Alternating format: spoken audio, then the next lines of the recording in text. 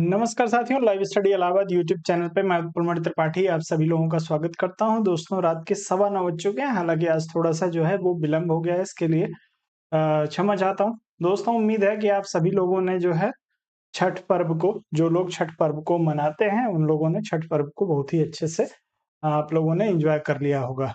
तो अब जो है आपका यदि एंजॉयमेंट खत्म हो गया है, तो वापस हम लोग जो है अपनी पढ़ाई की तरफ मुड़ेंगे। एक लंबा जो है वो त्योहार का सीजन आप लोगों का चल रहा था दशहरे से लेके अभी तक का, लेकिन अब जो है ये धीरे-धीरे समाप्त होने पे आ गया है। छठ के बाद से जो है अब लगन शुरू हो जाएगी और आप लोग शादी-विवाह में व्यस्त होंगे।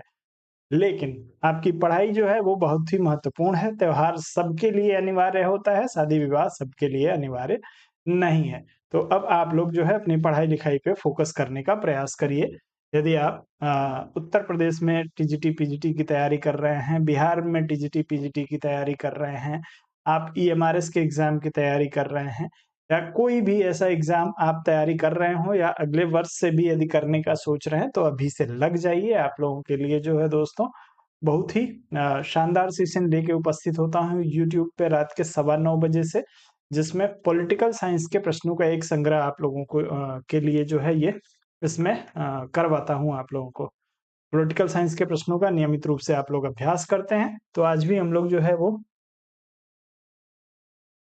नहीं, शादी की पार्टी अटेंड करना सबके लिए अनिवार्य नहीं है, ठीक है? गणेश चौरसिया जी कह रहे हैं कि सर शादी सबके लिए अनिवार्य है। शादी करना सबके लिए अनिवार्य ज़रूर है। वो भी बहुत सारे लोग जो है ऐसे मिल जाएँगे जो लोग कहेंगे कि शादी करना भी अनिवार्य नहीं है, मैं उस पे नहीं जाऊँगा। मेरा कहना बस ये है कि त्योहार मनाना जो है वो सबके लिए अनिवार्य हो जाता है, लेकिन शादी करना सबके लिए ज़रूर अनिवार्य है। शादी में जाना सबके लिए अनिवार्यता नहीं। यदि आप जो है इस काबिल नहीं हैं कि आपको कोई शादी में अपनी बुलाए, देखिए हर चीज़ जो है मामला होता है काबिलियत का। हो सकता है कि आज आपके जो है वो अच्छे दोस्त मित्र हों, वो आपको अपनी शादी पे बुलाएँ, आप जाएँगे। लेकिन रोज़ ही आपको बुलाया जाए ये अनिवार्य नहीं है। रोज़ आपको तब बुलाया जाएगा या आपके पास जो है वो अ, आपके आने के लिए लोग प्रतीक्षा तब करेंगे जब आप सफल होंगे। असफल व्यक्ति का साथ धीरे-धीरे हर व्यक्ति जो है वो छोड़ देता है। तो यदि आप जो है वो सफल हो जाएँगे, तब तो आपको नियमित रूप से जो लोग आपको अच्छे से जानते हैं, जो आपके सगे-संबंधी हैं, जो दोस्त मित्र हैं, वो भी आपको बुलाएँगे। जो आपको इनडायरेक्ट तरीके से जानते हैं, वो सिर्फ़ इसलिए बुलाएँगे कि आप उनके दरवाजे पे जाएँगे, तो उनका स्टेटस जो है, वो अच्छा दिखेगा आपके उनके यहाँ जाने से। तो आप लोग जो है इस चीज़ को समझिए और अपनी पढ़ाई पे फ़ोकस करिए। ये सारी जो चीज़ें हैं, ये आपकी पढ़ाई के साथ ही आएँगी। चलिए, अब इधर-उधर की बात नहीं करूँगा, सेशन ऑलरेडी बहुत लेट हो चुका है, बस आप लोग वीडियो को शेयर कर दीजिए। अंतर्राष्ट्रीय संबंध की क्लास जो है दोस्तों, एक-एक दिन डिले ही होती जा रही है, लेकिन कल-परसों में इसके डेट की घोषणा कर दूँगा। ये इसी महीने में आपकी शुरू हो जाएगी, तो जो लोग टीजीटी, पीजीटी के लिए अंतर्राष्ट्रीय संबंध पढ़ना चाहते हैं, वो लाइव स्टडी इलाहाबाद का मोबाइल एप्लीकेशन डाउनलोड करें और इससे संबंधित यदि कोई भी जानकारी चाहिए, यदि आप मोबाइल एप्लीकेशन डाउनलोड करेंगे, तो ये सेशन ये जो बैच है, ये आपको लाइव स्टडी इलाहाबाद के मोबाइल एप्लीकेशन पे दिखेगा नहीं। आप लोगों को उसके लिए जो है मुझे एक मैसेज करना होगा कि सर जो है हम इस बैच को जॉइन करना चाहते हैं। मैं उसका लिंक आपको प्रोवाइड कराऊँगा, क्योंकि जो है ये मैं इसको पब्लिक नहीं कर सकता, ये मेरी कुछ जो है वो पर्सनल बाध्यता है, तो आप लोग उसको समझिए। आगे बढ़ेंगे सामान्य अध्ययन के सेशन की, तो सामान्य अध्ययन का सेशन नियमित रूप से आपको अब देखने को मिलेगा। इधर भी छुट्टियों की वजह से त्योहार की वजह से आज आपका सेशन नहीं हो पाया है। आज मैं भी देर से ही आया था। तो कल से इस सेशन को हम लोग जो है शुरू करेंगे। अब चलेंगे सीधे टेस्ट सीरीज़ के बारे में आप सभी को पता है, टेस्ट सीरीज़ भी आपको लाइव स्टडी इलाहाबाद के मोबाइल एप्लीकेशन पे ही मिलेगा। यदि आप टेस्ट देना चाहते हैं, टेस्ट सीरीज़ को जॉइन करना चाहते हैं, तो आप लोग ज़रूर जो है लाइव स्टडी इलाहाबाद के मोबाइल एप्लीकेशन को डाउनलोड करिए, वहाँ से सीधे टेस्ट सीरीज़ को आप लोग जॉइन कर सकते हैं। वो आपको किसी से पूछने की ज़रूरत नहीं है, जैसे ही आप एप्लीकेशन डाउनलोड करेंगे, अपने कंटेंट को सर्च करेंगे, आपको वहाँ पे टेस्ट सीरीज़ दिख जाएगा, आप उसको जॉइन कर लीजिएगा। यदि कोई समस्या होती है, तो नंबर मेरा आप सभी के पास है 7007701847 इस नंबर पे आप संपर्क करके जानकारी लीजिए। प्रश्न आपको दिया है, लोकसभा द्वारा पारित धन विधेयक राज्यसभा द्वारा भी पारित मान लिया जाएगा यदि राज्यसभा उस पर कोई कार्यवाही नहीं की जा सकती। चलिए, या कार्यवाही नहीं करती। तो आप लोगों के लिए बताना है, बहुत ही आसान सा प्रश्न है।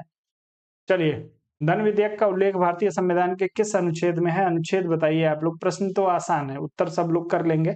14 दिन की बात जो है सब लोग कर रहे हैं, सबका उत्तर जो हो जाएगा बिल्कुल सही हो जाएगा। धन विधेयक के लिए भारतीय संविधान में अनुच्छेद आप लोग बताएँगे तेज़ी से। वीडियो को शेयर कर दीजिए आप सभी लोग। लाइक और शेयर जो है अवश्य करेंगे।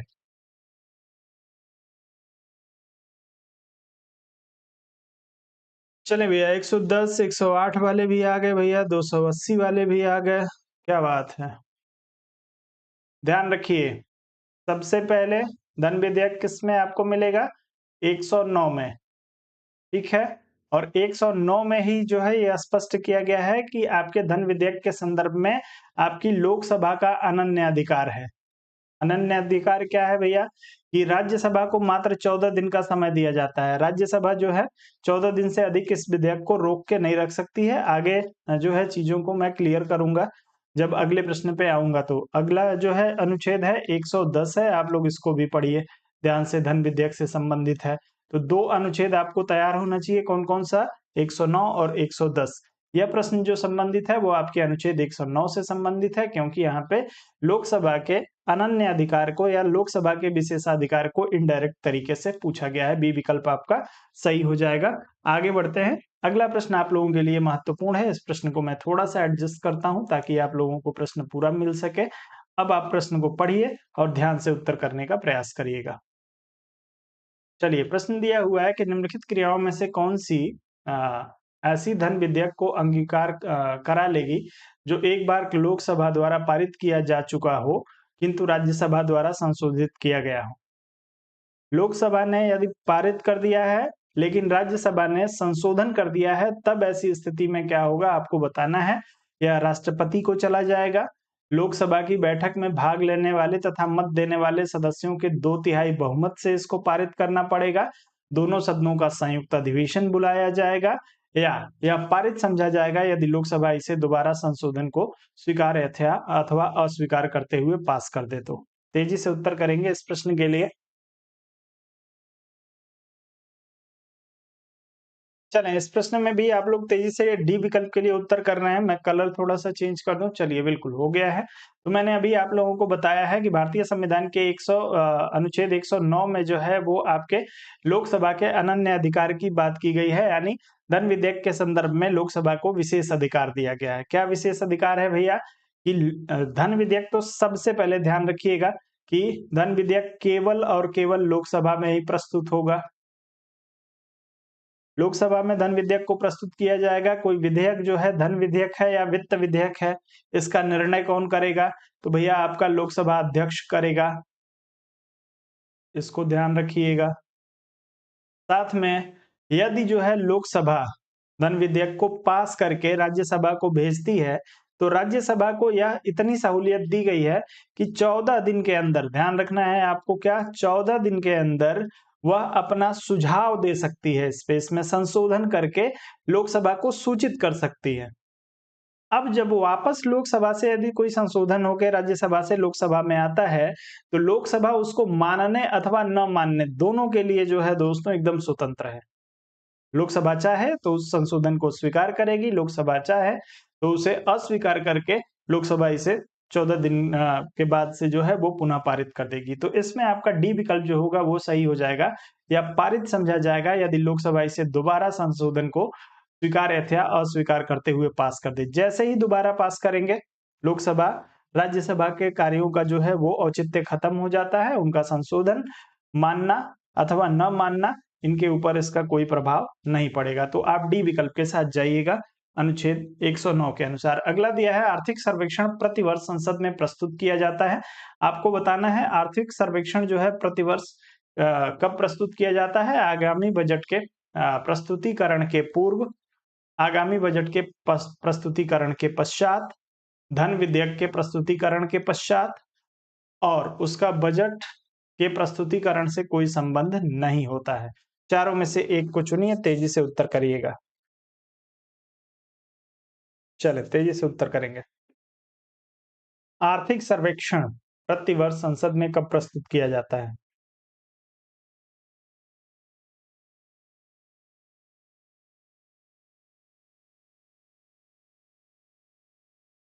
चलें भैया।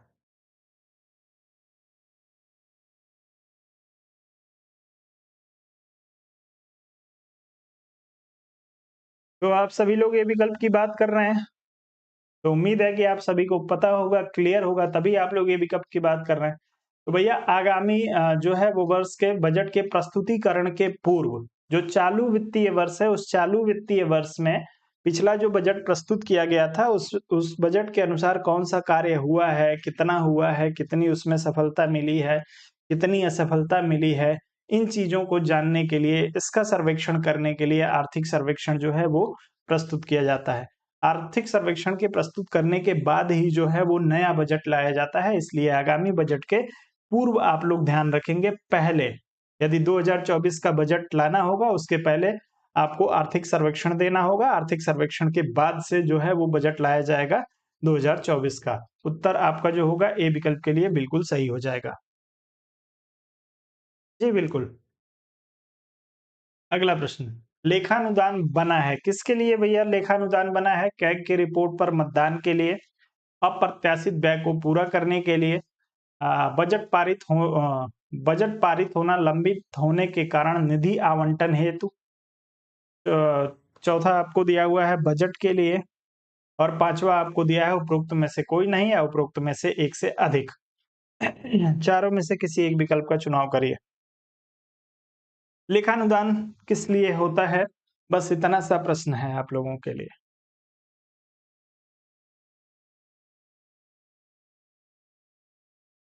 चलें, सी विकल्प के लिए रमाशंकर जी का उत्तर, हनीफ जी का उत्तर आना शुरू हो गया है। मनोज जी उत्तर कर रहे हैं। आप लोग सी विकल्प की तरफ जा रहे हैं।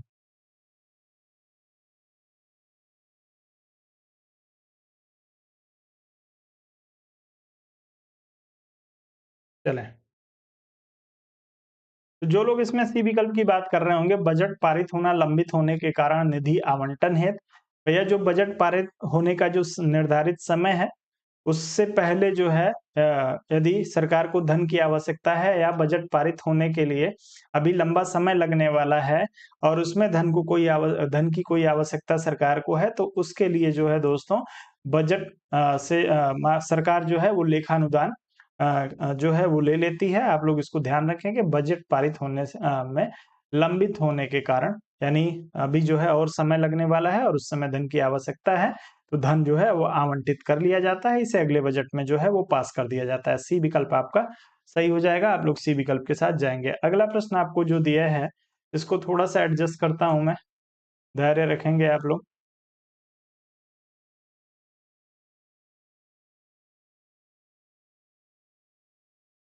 चलिए, लेखानुमोदन और अंतरिम बजट के बीच अंतर, बहुत ही अच्छा प्रश्न है, शानदार सा प्रश्न है।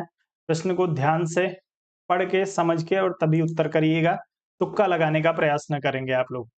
लेखानुमोदन और अंतरिम बजट में क्या अंतर है, आपको अंतर पहचानना है। दिया है अस्थायी सरकार लेखानुमोदन के प्रावधान का प्रयोग करती है, जबकि कार्यवाहक सरकार अंतरिम बजट के प्रावधान का प्रयोग करती है। दूसरा दिया है लेखानुमोदन सरकार के बजट के व्यय पक्ष मात्र से संबद्ध होता है, जबकि अंतरिम बजट में व्यय तथा आवती दोनों सम्मिलित होता है। आप लोग तेजी से उत्तर करेंगे। चलें, इसमें से कौन-सा विकल्प सही होगा, आप लोग तेज़ी से उत्तर करिए।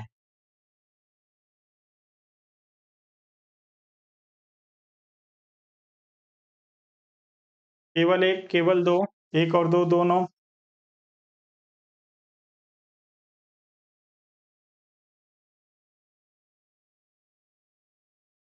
केवल 2 के लिए आप लोग उत्तर कर रहे हैं।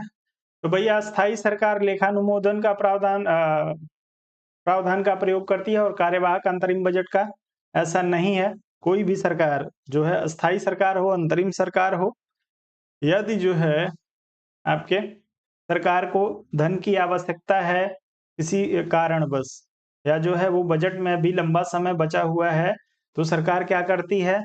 अंतरिम बजट पास करती है। बजट जब पास होगा तो उसमें आय और व्यय,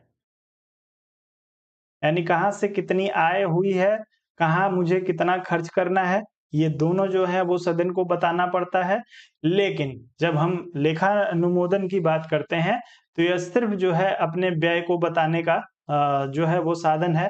मात्र व्यय का पक्ष इसमें होता है, कितनी आवश्यकता है किसी कार्य को पूरा करने के लिए। यदि किसी मान लीजिए किसी योजना के लिए कोई धन पारित किया गया और जो है वो धन पहले ही खत्म हो गया और वह योजना जो है बीच में लटकी हुई है, तो उस योजना को पूरा करने के लिए जो है सरकार सदन में यह बताती है कि हमको लेखानुमोदन की जरूरत है, तो यह सिर्फ जो है व्यय से संबंधित होता है।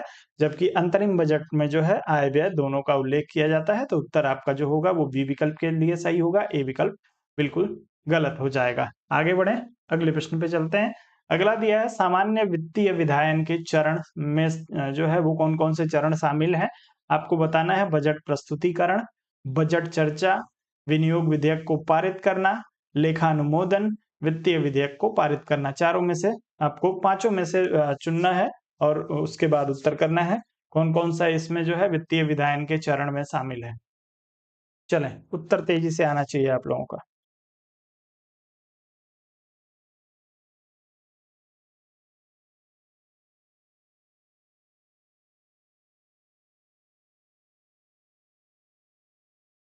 सी विकल्प के लिए 1, 2, 3, 4 के लिए आ रहा है आप लोगों का उत्तर।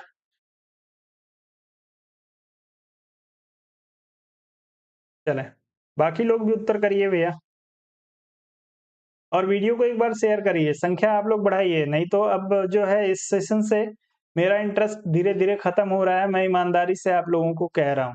मैं अपना नुकसान नहीं करूँगा। आप लोग यदि वीडियो को शेयर नहीं करते हैं, तो मैं बहुत दिनों तक अपने जो है वो अपने समय का नुकसान नहीं करूँगा। मैं किसी और बैच के लिए काम करूँगा, तो मुझे जो है दोस्तों उसमें हो सकता है कि सफलता ज़्यादा मिले। चलें, आप लोगों का उत्तर आ रहा है सी विकल्प के लिए, लेकिन सबका उत्तर जो है गलत हो रहा है। आपसे पूछा है कि सामान्य वित्तीय विधायन का चरण, यानी बजट को पास करने का चरण क्या है? वित्तीय विधायन का मतलब बजट को पास करने का चरण। बजट को पास करने के लिए क्या-क्या होगा? सबसे पहले बजट को प्रस्तुत किया जाएगा। जो बजट सदन में प्रस्तुत होगा उस पे चर्चा होगी। चर्चा होने के बाद से जो है वो विनियोग विधेयक के रूप में उस बजट को पारित किया जाएगा। जब यह बजट पारित हो जाएगा तब इसे जो है वो विनियोग को हम लोग जो है वित्त विधेयक के रूप में हमारा बजट पारित होगा अंततः।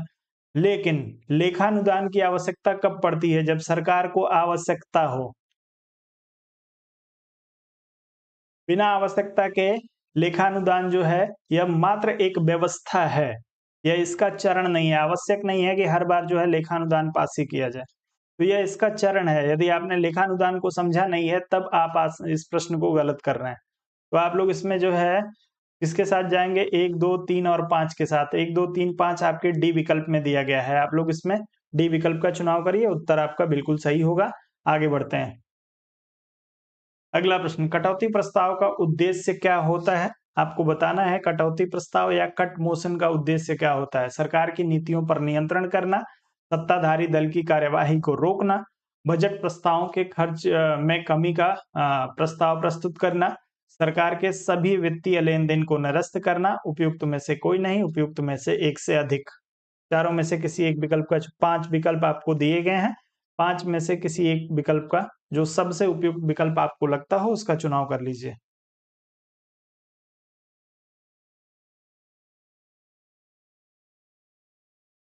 कटौती प्रस्ताव के लिए उत्तर करेंगे आप लोग।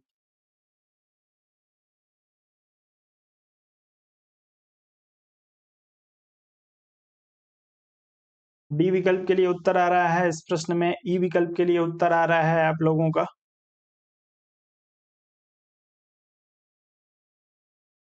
चलिए, तो जब हम कटौती प्रस्ताव की बात करते हैं, तो कटौती प्रस्ताव जो है वो विपक्ष के द्वारा लाया जाता है।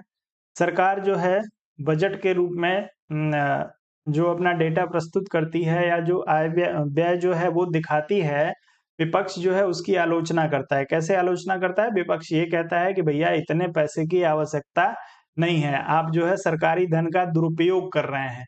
आपको करना क्या चाहिए कि आप जो है इसमें कटौती करिए, अपने खर्चे में जो है वो कटौती करिए। तो यह जो है वो सरकार के बजट प्रस्तावों में जो है वो कमी लाने के लिए या इसमें कटौती करने के लिए लाया जाता है। तो आप लोग इसमें सी विकल्प के साथ जाएँगे। बजट प्रस्तावों के खर्च में कमी का प्रस्ताव प्रस्तुत करना क्या कहलाता है? कटौती प्रस्ताव या कट मोशन कहलाता है। तो कट मोशन तब लाया जाता है जब बजट जो है सदन में रखा जाएगा, उस बजट पे चर्चा होगी, चर्चा के दौरान जो है ये बताया जाता है विपक्ष के द्वारा कि आप पैसा अधिक खर्च कर रहे हैं, इतने पैसे की आवश्यकता नहीं है। सी विकल्प के साथ जो लोग जाएंगे उनका उत्तर सही हो जाएगा। आगे बढ़ें। अगला प्रश्न, भारत की संसद किसके अथवा किनके द्वारा मंत्रिपरिषद के कृत्यों के ऊपर नियंत्रण रखती है?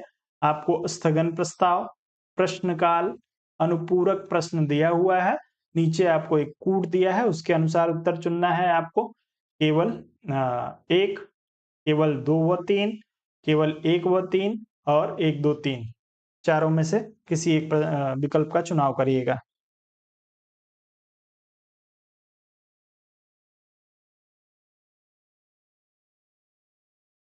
चलें भैया।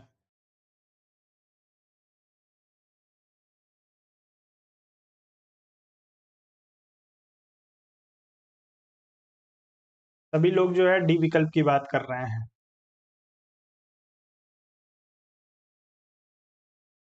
चलें, तो उत्तर जो होगा आप लोगों का डी विकल्प के लिए बिल्कुल सही हो जाएगा। भारत की जो संसद है, वो मंत्रिपरिषद के कार्यों पे इन जो है स्थगन प्रस्ताव, प्रश्नकाल या अनुपूरक प्रश्न के माध्यम से जो है क्या करती है? नियंत्रण करने का प्रयास करती है। कैसे करती है? समझ लीजिए। यदि हम स्थगन प्रस्ताव की बात करें, कमेंट करके बताइए स्थगन प्रस्ताव कब लाया जाता है या क्यों लाया जाता है? प्रश्नकाल की भी बात करेंगे, अनुपूरक प्रश्न की भी बात करेंगे। चलिए, मैं ही बात शुरू कर देता हूँ। स्थगन प्रस्ताव की यदि बात की जाए, तो यदि सदन चल रहा है, सदन में कोई कार्यवाही चल रही है, ऐसी स्थिति में ध्यान रखिएगा, यदि उस समय देश में यदि कोई महत्वपूर्ण मुद्दा है जिस पे चर्चा करना आवश्यक है, तो उस समय जो कार्यवाही चल रही है, उसको स्थगित करना और लोक महत्व के विषय पर लोक महत्व यानी राष्ट्र में जो महत्वपूर्ण घटना घट रही है, उस घटना पे चर्चा करने के लिए जो है वो क्या लाया जाता है? स्थगन प्रस्ताव लाया जाता है। प्रश्नकाल की बात करेंगे दोस्तों, तो प्रश्नकाल जो है वो मंत्रियों से प्रश्न पूछे जाते हैं। आप सभी को पता है जो भी जानकारी जो है वो लोगों को चाहिए होती है, सरकार को चाहिए, विपक्ष को चाहिए होती है, उसमें जो है क्या किया जाता है? मंत्रियों से प्रश्न के रूप में उनसे पूछा जाता है। इसके बारे में 2 चीज़ें आप लोगों को एक चीज़ जो है आवश्यक रूप से जाननी चाहिए, महत्वपूर्ण है। प्रश्नकाल की यदि हम बात करें तो यह प्रश्नकाल होता कब है, इसका समय आप लोगों को पता होना चाहिए। तो यदि हम बात करेंगे लोकसभा की, तो लोकसभा में जो पहला घंटा होता है, जिसे आप लोग जो है पहला घंटा, पहले घंटे में जो है सदन के शुरू होने के साथ सबसे पहले क्या किया जाता है? जो लोक महत्व के प्रश्न हैं, जो महत्वपूर्ण प्रश्न हैं, संबंधित मंत्रियों से पूछ लिए जाते हैं, ठीक? लेकिन यही जो प्रश्नकाल है, या राज्यसभा में इसका समय जो है वो बदल जाता है, आप लोग इसको ध्यान रखिएगा। राज्यसभा में यह आपका दूसरा घंटा होता है, ठीक है? तो ध्यान रखना है आपको कि प्रश्नकाल लोकसभा में जो होगा, वो सदन की शुरुआत के पहले घंटे में और राज्यसभा में सदन के शुरू होने के दूसरे घंटे में जो है इसको रखा जाता है। अगला जो अनुपूरक प्रश्न आपको दिया है, यदि मान लीजिए कि प्रश्नकाल में कोई प्रश्न पूछा गया, कोई प्रश्न जो है किसी मंत्री से पूछा गया है। उस मंत्री साहब ने या उस व्यक्ति ने जिससे भी यह प्रश्न पूछा गया है, उन्होंने कोई गोल-मोल जवाब दे दिया या कुछ स्पष्ट जवाब नहीं दिया। ऐसी स्थिति में जो है मंत्रियों के द्वारा अनुपूरक प्रश्न पूछा जाता है। जैसे मान लीजिए कि मैंने कोई आपको सूचना दी, वह सूचना आपको कन्फर्म नहीं हुई, तो आप हमसे जो है दोबारा उसको वेरीफ़ाई करने के लिए आप दूसरा प्रश्न पूछते हैं, तो इसी को जो है अनुपूरक प्रश्न कहा जाता है। तो आप लोग इसको ध्यान रखेंगे। उत्तर जो आपका होगा इस प्रश्न में तीनों के लिए सही हो जाएगा, तीनों के माध्यम से इस सरकार पे या मंत्रियों पे जो है या मंत्रिपरिषद पे नियंत्रण रखा जाता है। यह अगला प्रश्न, संसदीय प्रक्रिया में गिलोटिन का अर्थ क्या है भैया? गिलोटिन क्या होता है आपको बताना है। विधेयक पर बहस को बंद कर देना, विधेयक पर बहस को जारी रखना, सदस्यों द्वारा सदन का बहिष्कार करना, सदन को स्थगित कर देना, सदन को दिन भर के लिए स्थगित कर देना। आप लोग बताएंगे, तेजी से उत्तर करेंगे। चलिए, गुड इवनिंग राकेश जी। संसदीय प्रक्रिया में गिलोटिन एक शब्द है जिसका प्रयोग किया जाता है। आप लोग उत्तर करेंगे इसका अर्थ क्या होता है। सी विकल्प के लिए उत्तर आ रहा है आप सभी लोगों का।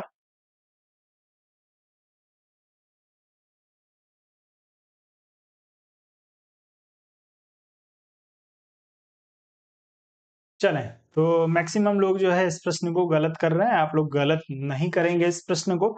यदि इसकी बात करें गिलोटिन की, तो जो है वो विधेयक पे बहस को बंद करना। गिलोटिन का अर्थ ही होता है समापन। अब इस समापन का या बहस को बंद कर देने का आशय क्या है? आप सभी को पता है कि किसी भी विषय पर यदि चर्चा हो रही है, तो इस विषय की चर्चा के लिए बात करेंगे किसकी? चर्चा के लिए एक निर्धारित समय होता है। यदि मान लीजिए किसी विषय पे चर्चा के लिए 40 मिनट का समय जो है वो निर्धारित किया गया है। इस समय के पूरा होते ही जैसे ये सदा समय पूरा हो गया 40 मिनट का, 40 मिनट से किसी विषय पे चर्चा चल रही है और समय के पूरा होने के बाद से जो सदन का अध्यक्ष होगा, चाहे वो लोकसभा हो या राज्यसभा हो, सदन के अध्यक्ष के द्वारा जो है इस विधेयक पे बहस को बंद करने देने की सूचना दी जाती है या गिलोटिन जारी किया जाता है। तो आप लोग इसे ध्यान ध्यान रखेंगे। समय के पूरा हो जाने के बाद से जो आवंटित समय है, उसके पूरा होने के बाद से चर्चा को स्थगित कर देना, रोक देना, उसके समापन की घोषणा करना, क्या कहलाता है? गिलोटिन कहलाता है या अध्यक्ष के द्वारा लोकसभा या राज्यसभा जो भी जो है अध्यक्षता कर रहा है उसके द्वारा यह जारी किया जाएगा। आप लोग इस प्रश्न में ए विकल्प के लिए जाएँ। अगला प्रश्न भारतीय संसद का सचिवालय संसदीय कार्य मंत्री के अधीन है, राष्ट्रपति के अधीन है, सरकार से स्वतंत्र है, सर्वोच्च न्यायालय के अधीन है। उत्तर करेंगे संसदीय कार्य मंत्रालय की। माफ करिएगा, सचिवालय की, कार्य मंत्रालय बोल गया मैं। संसदीय सचिवालय के बारे में आप लोगों को बताना है।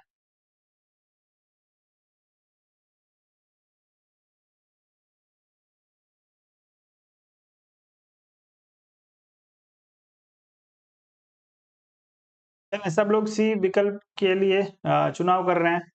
तो इस सचिवालय की शुरुआत जो है वो कब से हुई है भारत में? आप लोग तेजी से उत्तर करेंगे। संसदीय सचिवालय की शुरुआत भारत में कब से हुई है? तो ध्यान रखना है आपको, संसदीय सचिवालय की शुरुआत जो है वो सबसे पहले हुई थी 1926 में। उसके बाद से जब भारतीय संविधान लागू हुआ तो भारतीय संविधान में एक अनुच्छेद है 98 98। इसमें कहा गया है कि प्रत्येक जो है वो सदन के लिए एक सचिवालय होगा और यह सचिवालय जो है वो सरकार से स्वतंत्र होकर कार्य करेगा। यानी इस पे जो है वो सरकार का कोई नियंत्रण नहीं होता है। तो आप लोग ध्यान रखेंगे सरकार से स्वतंत्र होकर कार्य करेगा। इसका उल्लेख 98 में किया गया है। सबसे पहली बार संसदीय सचिवालय की स्थापना 1926 में हुई थी। उत्तर आपका सी विकल्प के लिए सही हो जाएगा। आगे बढ़ते हैं। अनुच्छेद 98 जरूर याद रखिएगा, संसदीय सचिवालय की बात करता है जिसमें कहा गया है कि प्रत्येक सदन अर्थात लोकसभा और राज्यसभा का अपना एक स्वतंत्र सचिवालय होगा जो सरकार से स्वतंत्र होकर कार्य करेगा। वह कौन राष्ट्रवादी नेता था जो 1925 में केंद्रीय विधानसभा का अध्यक्ष या स्पीकर चुना गया था? उत्तर करेंगे आप सभी लोग। मोतीलाल नेहरू, विट्ठल भाई पटेल, सरदार वल्लभ भाई पटेल और सी आर दास। किसी एक विकल्प को चुनिए, तेजी से उत्तर करिएगा। सेंट्रल लेजिस्लेटिव असेंबली या केंद्रीय विधानसभा का अध्यक्ष किसे पहली बार चुना गया था? सबका उत्तर जो है वर्ष आपको दे दिया गया है, तो याद रखिएगा। एक बार यदि आपसे पूछा है वर्ष देकर, तो हो सकता है अगली बार इसी प्रश्न को जो है वो घुमाकर आपसे पूछ लिया जाए और पूछ लिया जाए कि विट्ठल भाई पटेल को जो है वो केंद्रीय विधानसभा का अध्यक्ष कब नियुक्त किया गया था। तो ये ऐसा नहीं कि बस आप जो है इस प्रश्न को रट लीजिए या इसके उत्तर को रट लीजिए, बहुत सारे लोग कर लेते हैं ऐसा और प्रश्न घुमा के पूछ दिया जाए तो आपका पढ़ा हुआ प्रश्न आपसे गलत हो जाए। तो दोनों चीजें ध्यान होनी चाहिए। विट्ठल भाई पटेल को 1925 से 1930 के लिए जो है केंद्रीय विधानसभा का अध्यक्ष नियुक्त किया गया था। बी विकल्प के लिए बिल्कुल सही हो जाएगा। आगे बढ़ते हैं, अगले प्रश्न पे चलेंगे।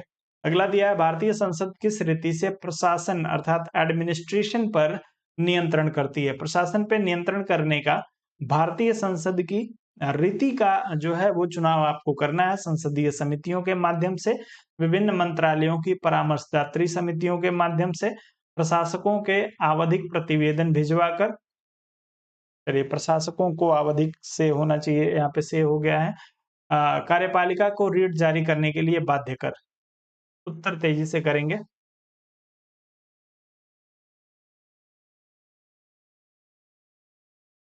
चलें, ए विकल्प के लिए गणेश जी का, मनोज जी का, वीरेंद्र जी का, हनीफ जी का उत्तर आना शुरू हुआ है। वीरेंद्र जी का भी उत्तर ए विकल्प के लिए कि प्रशासन यानी एडमिनिस्ट्रेशन पे नियंत्रण किस माध्यम से होता है भैया? चलें, अनीश जी ए विकल्प के लिए उत्तर कर रहे हैं। बहुत लंबे समय के बाद अनीश जी दिखे हैं। चलें, उम्मीद है स्वस्थ होंगे, मस्त होंगे, अपनी सफलता के लिए जो है वो निरंतर लगे होंगे। चलें, तो जो लोग इसमें संसदीय समितियों की बात कर रहे होंगे, प्रशासन पे नियंत्रण के लिए जो है वो संसदीय समितियों का प्रयोग किया जाता है। आप सभी का उत्तर ए विकल्प के लिए बिल्कुल सही हो जाएगा, जो लोग इसमें ए विकल्प की बात करेंगे। बस एक चीज आप लोगों को ध्यान रखना है कि भारतीय संविधान में जो है वो संसदीय समितियों का उल्लेख नहीं किया गया है। कहीं पर भी स्पष्ट रूप से संसदीय समितियों की बात नहीं की गई है। ऐसा कहीं नहीं लिखा है कि संसदीय समितियां ही जो है वो प्रशासन पे नियंत्रण करेंगे। लेकिन प्रशासन को नियंत्रण करने के लिए जो है वो परंपरा के रूप में भारतीय संसद के द्वारा समितियों का गठन किया जाने लगा और इन समितियों के माध्यम से प्रत्येक विभाग के कार्यों को देखा जाने लगा। यह जो है परंपरा अभी तक चलती आ रही है और इसी के माध्यम से अब प्रशासन पे नियंत्रण रखा जाता है। आपका उत्तर ए विकल्प के लिए सही होगा। अगला प्रश्न आपके लिए कि संसद की स्थायी समिति के सदस्यों को लोकसभा एवं राज्यसभा के किस अनुपात से लिया जाता है? आपको बताना है भैया। लोकसभा और राज्यसभा से जो है वो स्थायी समितियों की बात की गई है। समितियां कितने प्रकार की होती हैं, एक बार तेजी से कमेंट करके बताएंगे। और जो भी प्रकार बताएंगे, आप 3 बताइए, 4 बताइए, 5 बताइए, 6 बताइए, तो उसका नाम जरूर लिखिएगा, कौन कौन सी समिति। चलें, तेजी से उत्तर करेंगे आप सभी लोग।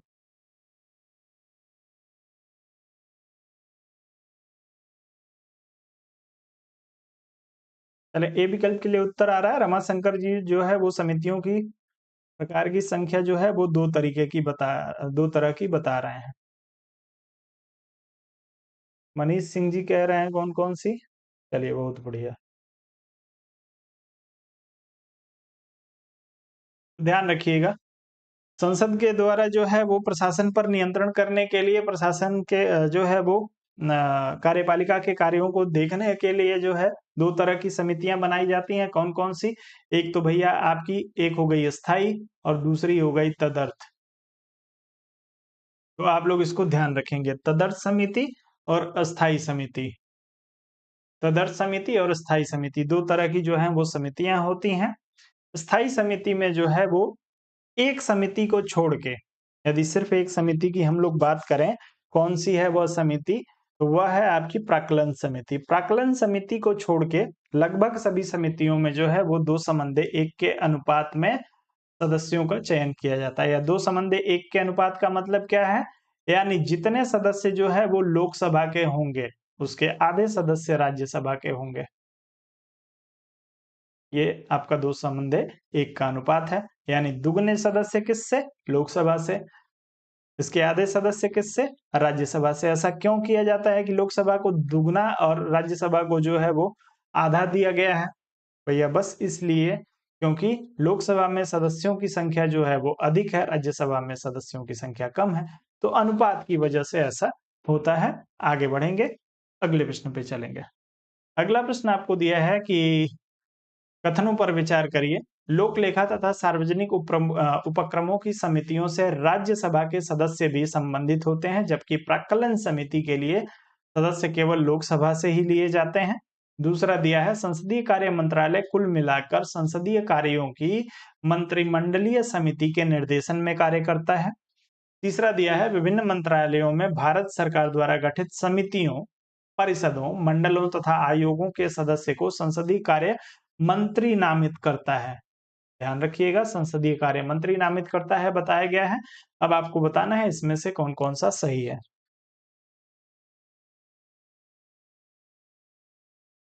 चलें।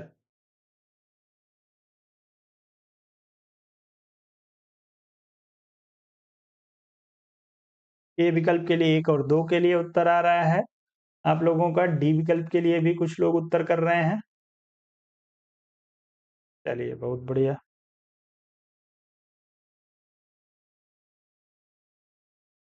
1 और 2 किसमें दिया है? ए विकल्प में दिया है। अर्थात आप लोगों की जो लड़ाई चल रही है, वह 2 विकल्पों के बीच में चल रही है, ए और डी के बीच में।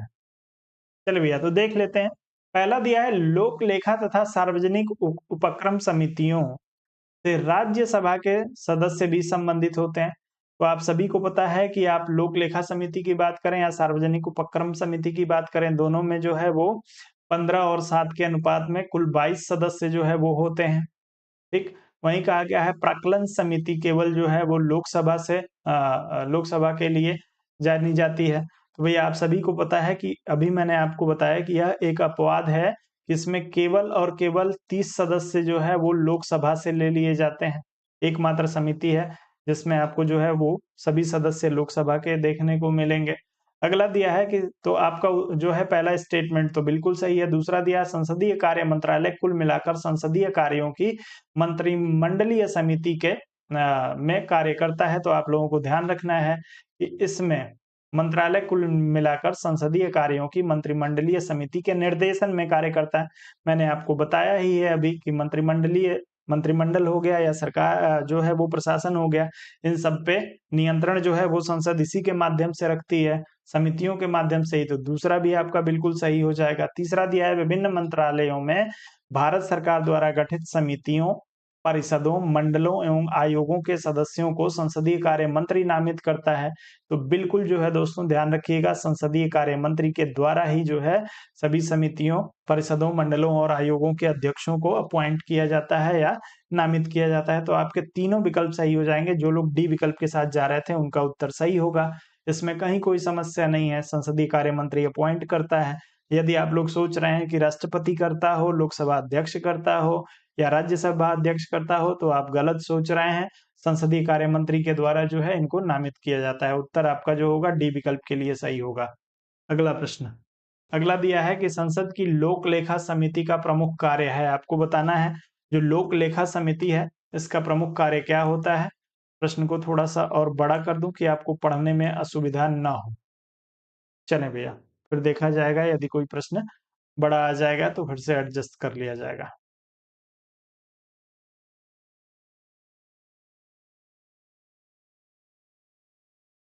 चलें भैया,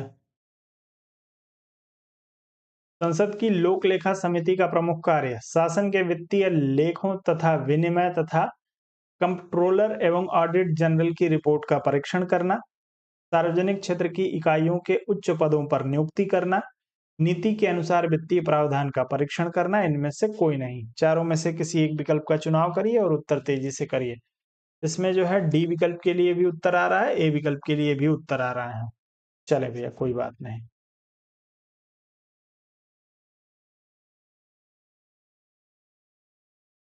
इसके बारे में पूछा गया है, लोक लेखा समिति के बारे में। सबसे पहले क्या ध्यान ध्यान होना चाहिए कि इसमें जो कुल सदस्य होते हैं वो कितने होते हैं भैया? 22 होते हैं। इस तरीके से तो सबसे पहले यदि हम लोकसभा की बात करेंगे 15 सदस्य होते हैं। दूसरी राज्यसभा की बात करेंगे 7 सदस्य होते हैं। ठीक, इनका जो कार्य है वो शासन के वित्तीय लेखा एवं विनिमय तथा कंट्रोलर एवं ऑडिटर जनरल की रिपोर्ट का जो है वो परीक्षण करना है। तो जो है यहाँ पे बिल्कुल आपको सही दिया है, ए विकल्प में कहीं कोई गलती नहीं है। तो ए विकल्प जो होगा आपका सही हो जाएगा। एक चीज आपको ध्यान रखना है कि लोक लेखा समिति यदि कभी आपसे पूछ लिया जाए कि इसके सामान्यतः इसका अध्यक्ष किसे नियुक्त किया जाता है, आप लोग यदि बताना चाहें तो तेजी से कमेंट करके बताएं कि लोक लेखा समिति का अध्यक्ष सामान्यतः किसे नियुक्त किया जाता है। आप सभी को पता है कि भारतीय संविधान में इसका स्पष्ट उल्लेख तो है नहीं। तो आप लोग बताइए कि किसे जो है वो नियुक्त किया जाएगा इसका अध्यक्ष।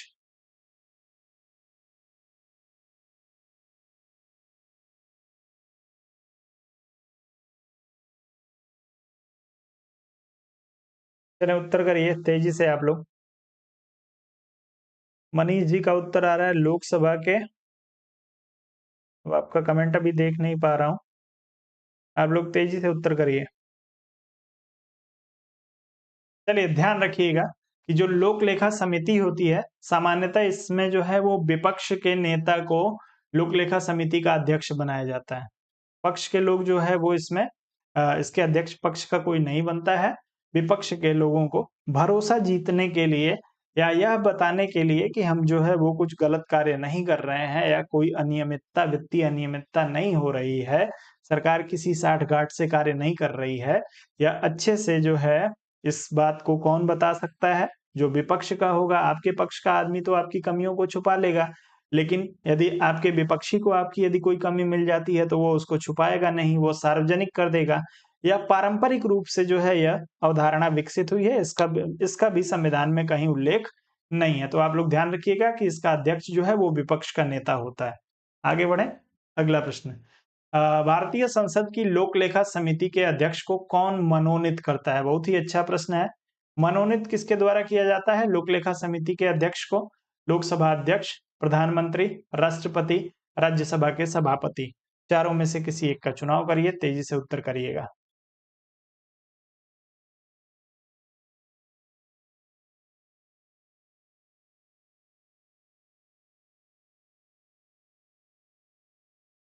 आपकी लोक लेखा समिति से लगभग सारे पॉइंट मैंने आज के सेशन में जो है वो कवर कर दिए हैं। यदि एक बार आप जो है वो लोक लेखा समिति को एक पैसेज मुश्किल से 10 लाइन लिखा होगा आपकी किताब में, कोई भी किताब आप पढ़ते हो, एक बार उठा के और आप पढ़ लेंगे तो लोक लेखा समिति आपको भूलनी नहीं चाहिए। चलिए, तो यदि बात की जाए अध्यक्ष के मनोनयन की, तो अध्यक्ष का मनोनयन जो है वो लोकसभा अध्यक्ष के द्वारा किया जाता है। सामान्यतः किसको जो है वो मनोनीत करता है लोकसभा अध्यक्ष? विपक्षी दल के नेता को। तो उत्तर आपका जो होगा ए विकल्प के लिए सही हो जाएगा, जो लोग ए विकल्प के साथ जाएंगे। अगला प्रश्न आपके लिए है कि निम्नलिखित में से किस समिति में राज्यसभा का प्रतिनिधित्व नहीं होता है? लोक लेखा समिति, सार्वजनिक उपक्रमों की समिति, आकलन समिति, सरकार की आश्वासन समिति। चलें,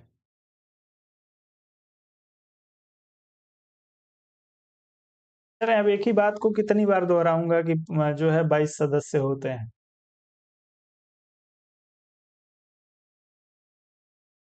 चलें, यह प्रश्न जो है वो रिपीट हो गया है, बस इसमें नाम थोड़ा-सा जो है परिवर्तित किया गया है। तो आपको हमेशा ध्यान रखना है, कभी-कभी आपको आकलन समिति लिख के आ जाएगा, कभी-कभी आपको जो है वो प्राक्कलन समिति लिख के आ जाएगा।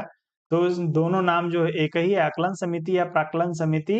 इसमें कुल सदस्यों की संख्या 30 और 30 के 30 जो है वो लोकसभा के होते हैं, राज्यसभा के लोग इसमें शामिल नहीं होते हैं। तो उत्तर सी विकल्प के लिए सही होगा। चलें, बहुत बढ़िया। अगला प्रश्न आप लोगों के लिए है, थोड़ा-सा मुझे नीचे करना पड़ेगा। चलिए, निम्नलिखित में से कौन-सी भारतीय संसद की वित्तीय समितियाँ हैं? इसमें से कौन-कौन सी वित्तीय समिति है, आपको बताना है। वित्तीय समिति का आशय क्या है? जो वित्तीय कार्यों से संबंधित समिति होगी, उसको वित्तीय समिति कहा जाएगा। तो आप बताइए इसमें से कौन-कौन सी जो है वो संसद की वित्तीय समिति है? प्राक्कलन समिति, लोक लेखा समिति, लोक उपक्रम समिति, संसद सदस्यों के वेतन तथा भत्तों संबंधी संयुक्त समिति।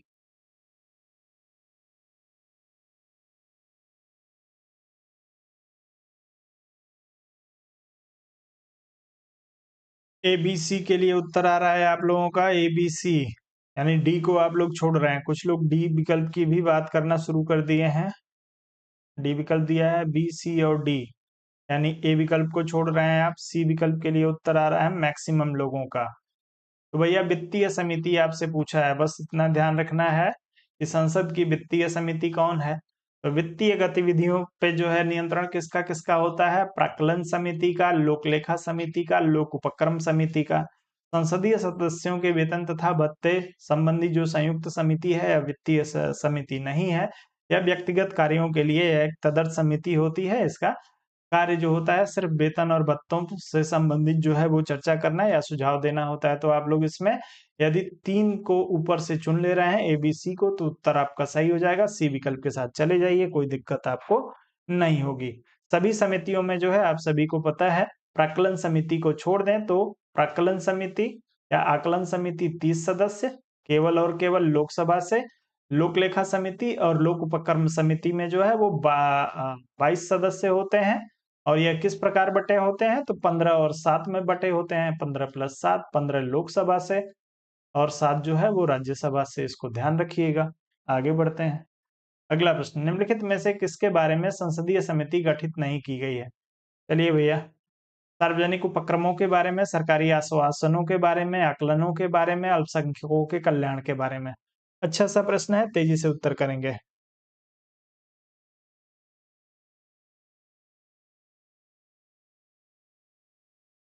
इसके बारे में संसदीय समिति अभी तक गठित नहीं की गई है। चलें, डी विकल्प की आप लोग बात कर रहे हैं, तो जितने सारे लोग जो है डी विकल्प की बात कर रहे हैं उन सभी का उत्तर बिल्कुल सही हो जाएगा, क्योंकि सार्वजनिक उपक्रम के बारे में सार्वजनिक उपक्रम समिति, सरकारी आश्वासनों के बारे में आश्वासन समिति, आकलनों के बारे में जो है वो प्राक्कलन समिति कार्य करती है। जबकि डी जो है अल्पसंख्यकों के कल्याण के बारे में समिति नहीं, एक आयोग का गठन किया गया है जिसे अल्पसंख्यक आयोग कहा जाता है। अब जो है प्रश्न आपके लिए यह है कि इस अल्पसंख्यक आयोग का गठन कब हुआ था? आप लोग तेजी से कमेंट करके बताएंगे। अल्पसंख्यक आयोग का गठन जो है कब हुआ है? ठीक। इसके प्रथम अध्यक्ष कौन है? प्रथम अध्यक्ष। इसके वर्तमान अध्यक्ष कौन है? चलिए, तेजी से उत्तर करिएगा। इसमें सदस्यों की संख्या कितनी होती है? सदस्य संख्या। क्रम से आप लोग इन सारी चीजों के लिए उत्तर कर दीजिए। आपसे ही जान लेते हैं।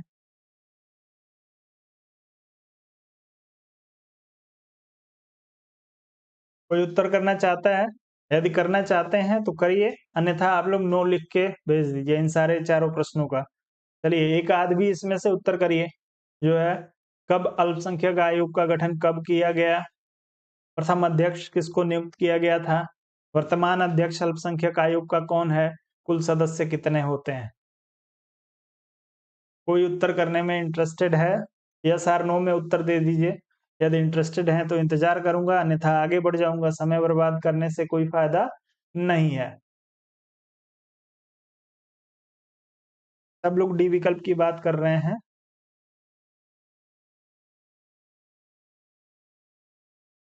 चलिए, कोई बात नहीं। नेहा जी, चलिए, बहुत बहुत धन्यवाद नेहा जी। चलिए, कोई नहीं।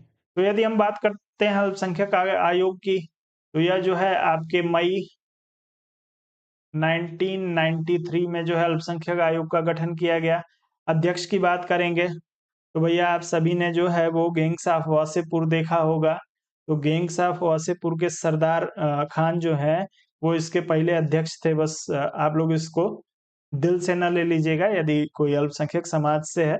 बस आप लोगों को आसानी से याद रहे इसके लिए मैं आपको ये चीज जो है बताने का प्रयास कर रहा हूँ कि इनका जो नाम है, प्रथम अध्यक्ष जो थे, इनका नाम है मोहम्मद सरदार अली। सरदार अली, हाँ ठीक है, मोहम्मद सरदार अली खान इसके जो है वो अध्यक्ष थे। यदि हम बात करेंगे इसके वर्तमान अध्यक्ष कौन है, तो आप लोगों ने यदि न्यूज़पेपर पढ़ते हो तो आप लोगों को पता होना चाहिए, इकबाल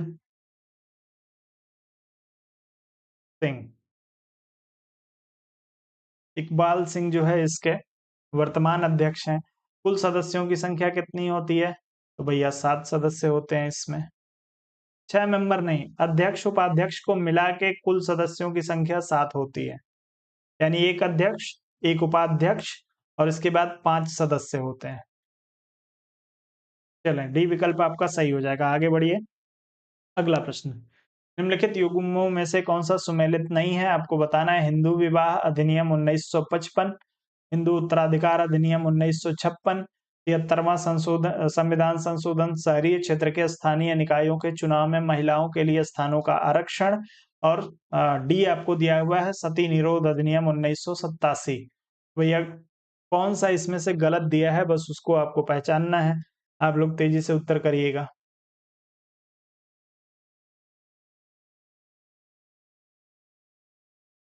बहुत बढ़िया।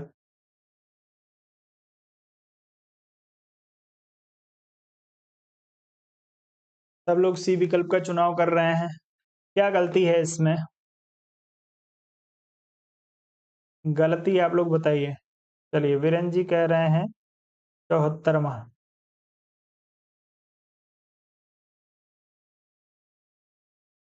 चलिए भैया, बहुत बढ़िया। तो यह 73वां संशोधन नहीं है।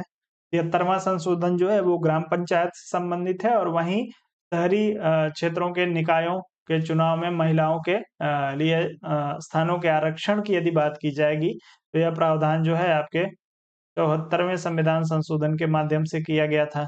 और 73वें संविधान संशोधन के माध्यम से त्रिस्तरीय पंचायत को स्थापित किया गया है। तो आप लोग इसको ध्यान रखेंगे, महिलाओं का आरक्षण 74वें संविधान संशोधन से।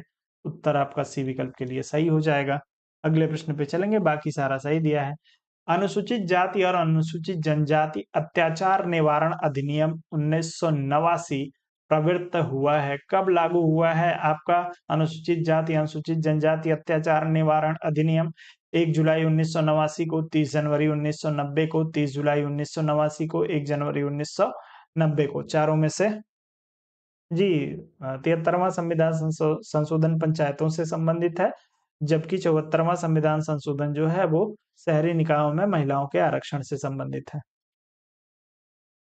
तेजी से करेंगे। अनुसूचित जाति और अनुसूचित जनजाति अत्याचार निवारण अधिनियम कब जो है वो लागू हुआ है, ध्यान में रखना है। या जो है वो बिल लाया गया था कब? 1989 में। अंततः इस पे राष्ट्रपति का सिग्नेचर हुआ होगा, और तब यह जो है वो लागू हुआ होगा।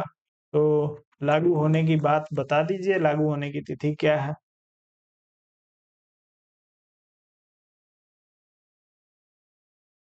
चलें, डी विकल्प के लिए सभी लोग जा रहे हैं। भैया 1989 में जो है यह लाया गया था, और इसे जब प्रवृत्त किया गया या लागू किया गया, तो समय आ गया था कौन सा?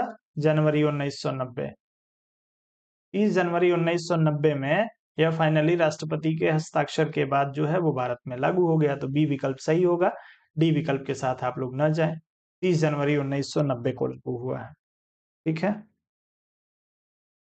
अगला प्रश्न, संसद के सूचना अधिकार अधिनियम को भारत के राष्ट्रपति की स्वीकृति मिली थी? भैया आरटीआई। आरटीआई सूचना का अधिकार बताएंगे। 15 मई 2005, 5 जून 2005, 15 जून 2005, 12 अक्टूबर 2005। बहुत ही आसान प्रश्न है, कई बार पूछा जा चुका है।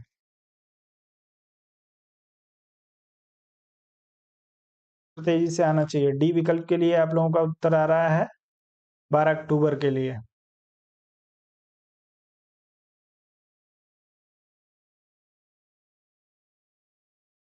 सब लोग डी विकल्प की बात करेंगे। वीरेन जी, अमन जी, हनीफ जी, मनीष सिंह जी।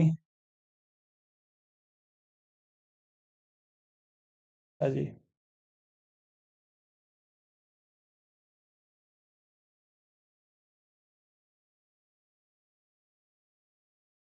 बहुत ही बढ़िया।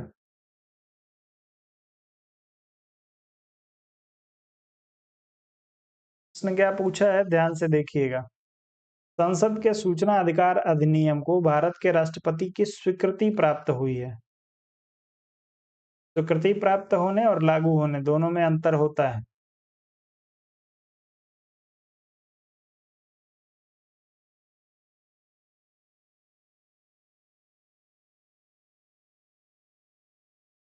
चलिए, तो राष्ट्रपति ने इस पे हस्ताक्षर किया था 15 जून वर्ष 2005 को।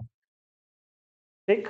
और इसे अंततः लागू कर दिया गया 12 अक्टूबर 2005 को। 15 जून को जो है इस पे हस्ताक्षर हुआ था। आप लोग इसको ध्यान रखिएगा। राष्ट्रपति का हस्ताक्षर पूछा गया है, न कि इसे लागू करने की तिथि पूछी गई है।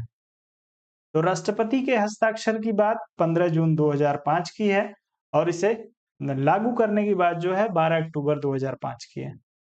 तो आप लोग इस प्रश्न में जो है सी विकल्प के साथ जाइएगा। प्रश्न को ध्यान से पढ़ा करिए।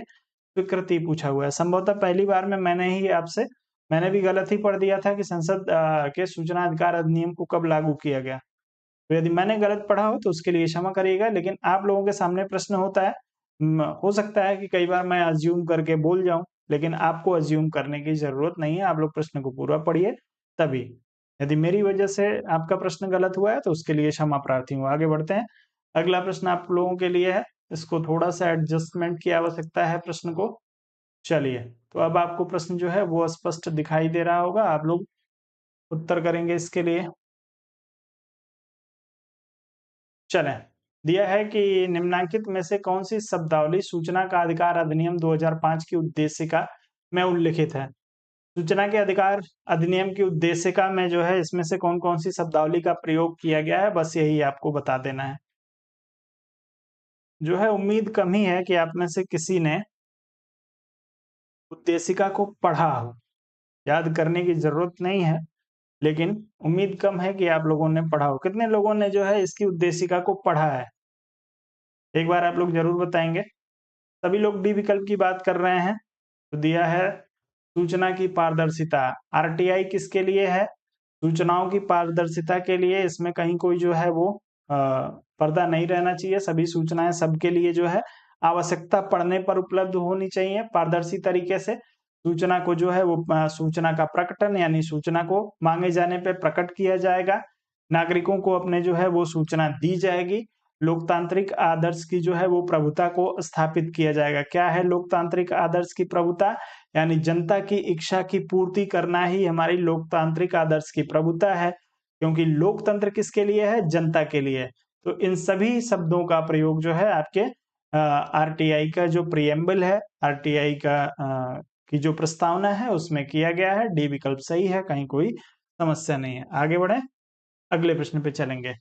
किस उच्च न्यायालय ने अपने महत्वपूर्ण फैसले में कहा है कि आरटीआई आवेदक को सूचना के अधिकार के अंतर्गत सूचना मांगने का कारण अवश्य बताना होगा?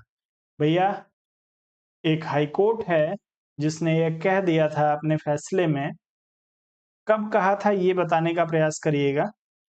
कि भैया यदि आप सूचना मांग रहे हैं, तो आपको यह बताना पड़ेगा कि इस सूचना को आप क्यों मांग रहे हैं।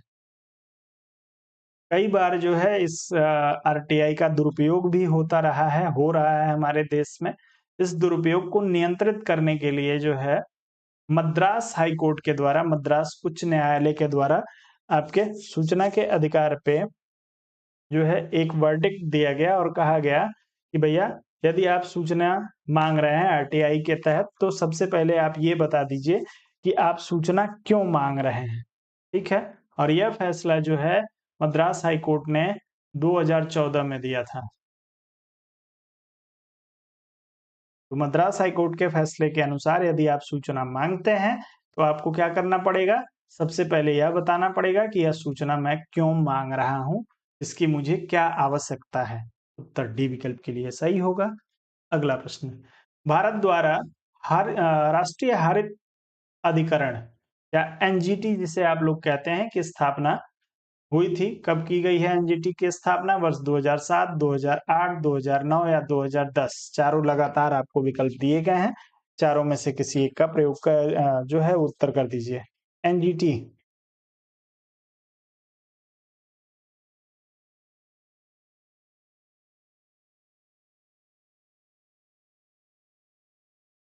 चले, बहुत बढ़िया।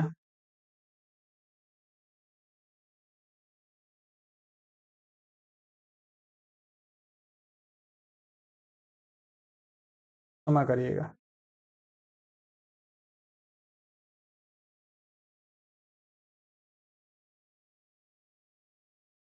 सब लोग जो है लग रहा है छठ में आप लोग रात में देर तक जगे हुए थे और सुबह जल्दी उठ गए। छठ पे जाना होगा सभी लोगों को। और नहीं तो आप लोग जो है एक दूसरे के उत्तर को कॉपी कर रहे हैं। यदि नींद में नहीं है तो आप लोग कॉपी कर रहे हैं। एनजीटी की स्थापना भैया अक्टूबर 2010 में हुई थी। अब ये प्रश्न यदि आप लोगों को भूल जा रहा है या ये प्रश्न आप लोग गलत कर रहे हैं, तो ये ठीक नहीं है आप लोगों के लिए। क्योंकि भारतीय संविधान का बेसिक बेसिक से भी बेसिक प्रश्न आपसे पूछा जा रहा है और उसमें भी पूछा क्या जा रहा है, स्थापना जो महत्वपूर्ण कम से कम अधिकरण वगैरह हैं, उनकी स्थापना का। और इसमें भी चलिए छोड़ दीजिए, याद नहीं है, कोई बात नहीं है। लेकिन कम से कम 5 बार या विभिन्न परीक्षाओं में पूछा जा चुका होगा, 5 से अधिक बार। यदि स्टेट पीसीएस को देखें, आरओ एआरओ के एग्जाम को देखें, टीजीटी पीजीटी को देखें, तो विभिन्न परीक्षाओं में 5 से अधिक बार यह प्रश्न पूछा गया है। और भैया यदि आप रिपीटेड प्रश्न गलत कर रहे हैं या आपसे रिपीटेड प्रश्न गलत हो रहा है, तो सारी पढ़ाई रोक दीजिए। सबसे पहले जो है रिपीटेड प्रश्नों को तैयार कर लीजिए। क्योंकि मैं आपको गारंटी दे रहा हूं एक बात की, आपका पेपर आज हो कल हो, आपका पेपर जो है नया आयोग कराए या आपका पेपर नासा करवाए, कोई भी आपके पेपर को करवाता है, तो कम से कम किसी भी स्तर का पेपर आए, तब भी कम से कम 40% जो प्रश्न होंगे वो रिपीटेड होंगे आपके पेपर में।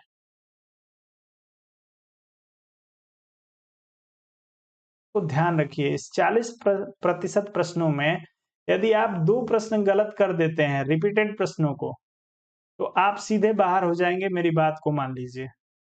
क्योंकि जो आपके किसी भी विषय के आप विद्यार्थी हों, आप एक चीज़ समझ लीजिए, यदि रिपीटेड प्रश्नों की संख्या आपकी 1 से अधिक हो गई या आप जो है 2, 3, 4 प्रश्न रिपीटेड गलत कर रहे हैं, तो यदि कोई कठिन प्रश्न जो पहली बार पूछा गया है, उसको जो प्रश्न पहली बार पूछा जाएगा, उसको हो सकता है कि मात्र 10% लोग जो है वो सही करें।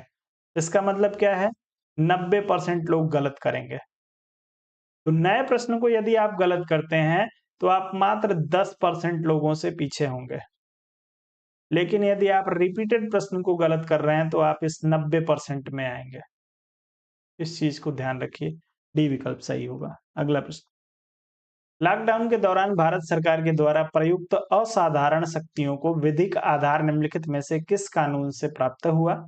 आपको दिया है mental health care act 2017, disaster management act 2005, शत्रु संपत्ति enemy property act 1968, epidemic diseases act 1897।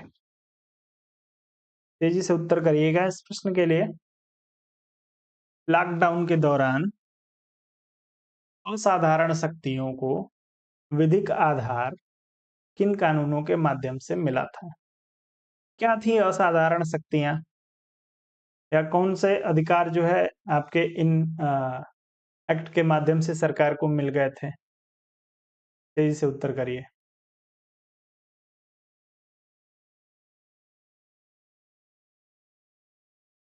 सी विकल्प के लिए उत्तर आ रहा है।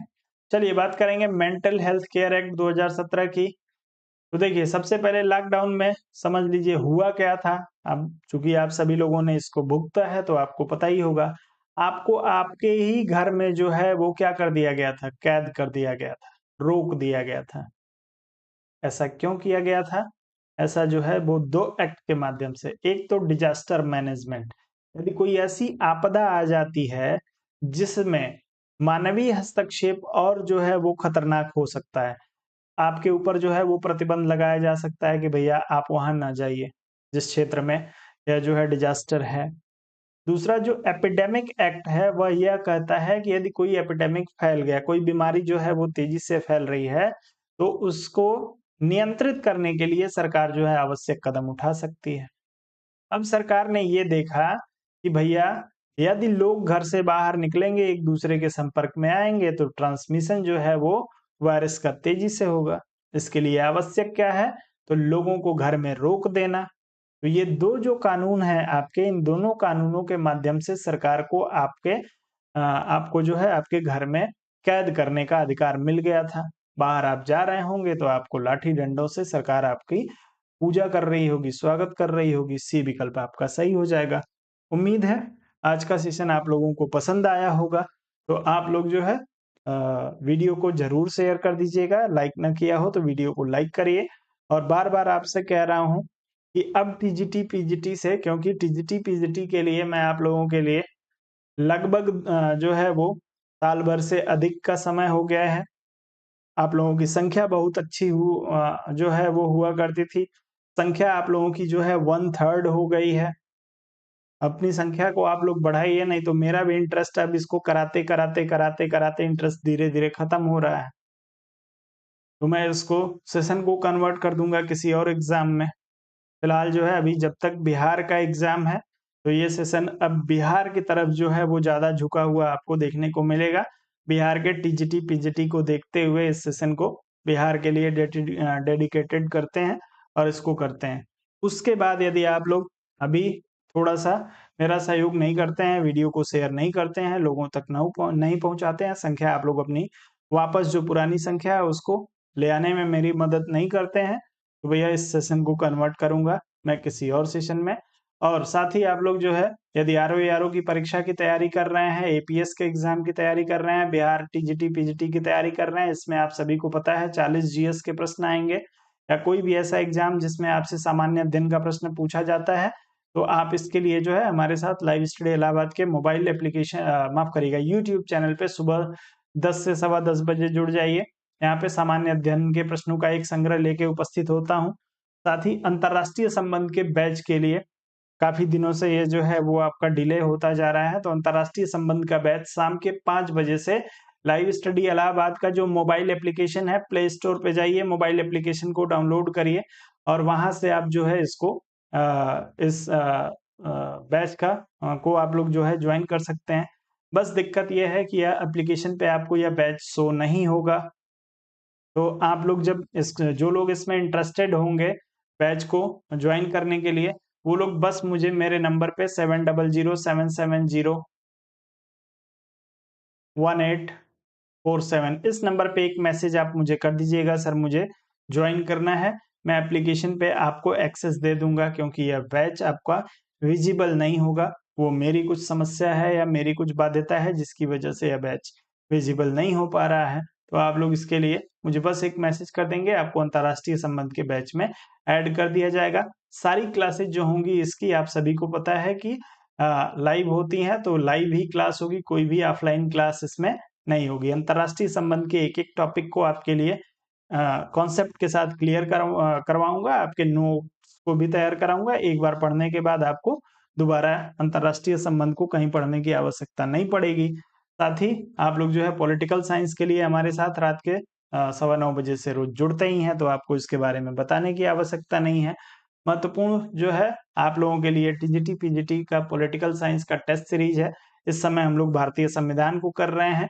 कल भी आप लोगों के लिए संडे को टेस्ट अपलोड किया गया था, छोटा ही टेस्ट अपलोड था, मात्र 35 प्रश्न कल के टेस्ट में थे। क्योंकि त्योहार था, जो लोग टेस्ट तैयार करते हैं, सब लोग जो है घर चले गए थे। तो ऐसी स्थिति में थोड़ा-सा एक लोगों से थोड़ा-सा समय मैंने माँगा और उन्होंने जितना समय दिया उसमें 35 प्रश्न ही जो है वो तैयार हो पाए। क्योंकि टेस्ट को टाइप करने में समय ज़्यादा लगता है क्योंकि फॉर्मेट उसका वैसा है। तो आप लोग ध्यान रखेंगे कि यदि आप टेस्ट सीरीज़ जॉइन करना चाहते हैं, तो इस समय बिहार के एग्ज़ाम को हम लोग टारगेट करते हुए भारतीय संविधान को कवर करने का प्रयास कर रहे हैं। भारतीय संविधान का टेस्ट इस समय चल रहा है। तो यदि आप बिहार टीजीटी की तैयारी कर रहे हैं, तो टेस्ट एक बार ज़रूर दीजिए। इस टेस्ट में आपको 70% नए प्रश्नों की गारंटी मैं दे रहा हूँ कि 70% नए प्रश्न आपको इस टेस्ट में मिलेंगे। ये 70% प्रश्न मैं नए क्यों शामिल कर रहा हूँ, आप लोग सोच रहे होंगे। तो भैया हर परीक्षा में, चाहे कोई भी परीक्षा हो, कम से कम 30 प्रश्न तो आपके नए पूछे ही जाते हैं। तो इन 30 प्रश्नों को कवर करने के लिए हर जगह आपको जो टेस्ट सीरीज़ किताब जो है आप कोई टेस्ट सीरीज़ खरीद के ले आते हैं, प्रिंटेड फॉर्मेट में कोई ऐसा बुकलेट खरीद के ले आते हैं या कहीं भी यदि आप टेस्ट सीरीज़ जॉइन करते हैं, तो वहाँ आपको अधिकतम प्रश्नों की संख्या 90% आपको प्रश्न जो है वो वही रिपीटेड मिलेंगे। बस अंतर क्या होता है, पीसीएस का पेपर उठा के जो है वो आपके टीजीटी, पीजीटी के पीसीएस के सवाल टीजीटी, पीजीटी में डाल दिए जाते हैं। अलग-अलग एग्ज़ाम से सवाल उठा के लोग डाल के आपका टेस्ट करा रहे हैं। मैं ऐसा बिल्कुल नहीं करता हूँ। मेरे जो टेस्ट होते हैं, जो आपकी ऑथेंटिक बुक्स हैं, यदि इस समय संविधान आप लोगों के लिए करा रहा हूँ, तो लक्ष्मीकांत, आपके महेश बर्नवाल, सुभाष कश्यप, इन 3 किताबों से जो भी नए प्रश्न बन सकते हैं, उसको बना रहा हूँ। मेरा बस टारगेट इतना है कि ये जो 30-40 प्रश्न आपसे नए जो प्रश्न पूछे जाएँगे, मैं इन प्रश्नों की तैयारी आपको करा पाऊँ। क्योंकि प्रीवियस ईयर प्रश्नों को बार-बार मैं आप लोगों को यूट्यूब पे कराते हुए आ रहा हूँ। तो उन प्रश्नों को बार-बार कराने की आवश्यकता नहीं है। फिलहाल नए प्रश्नों के लिए यदि आप इस टेस्ट सीरीज को जॉइन करते हैं, तो मेरा भरोसा है कि यदि 30 प्रश्न पूछे जाते हैं, तो गिरी हुई हालत में आप लोग 20 प्रश्न इसमें भी सही कर पाएँगे। ये मेरा भरोसा है। आप लोग यदि इस टेस्ट सीरीज को जॉइन करना चाहते हैं, तो लाइव स्टडी इलाहाबाद का जो मोबाइल एप्लीकेशन है, उसको डाउनलोड करिए। ₹500 के पेमेंट की आवश्यकता होगी वहाँ पे आपको, पेमेंट करिए और टेस्ट सीरीज को जॉइन कर लीजिए। प्रत्येक संडे को जो है यहाँ पे टेस्ट आपको दोपहर में 1 से 2 बजे के बीच में कराया जाता है, यानी टेस्ट 1 से 2 बजे के बीच में आपका अपलोड हो जाता है, तो आप लोग टेस्ट को वहाँ से जॉइन करके टेस्ट दे सकते हैं। फिलहाल के लिए आप लोग मुझे अनुमति देंगे और कल फिर से मैं आप लोगों से मिलूँगा रात के 9:15 बजे। तब तक के लिए गुड नाइट, शुभ रात्रि।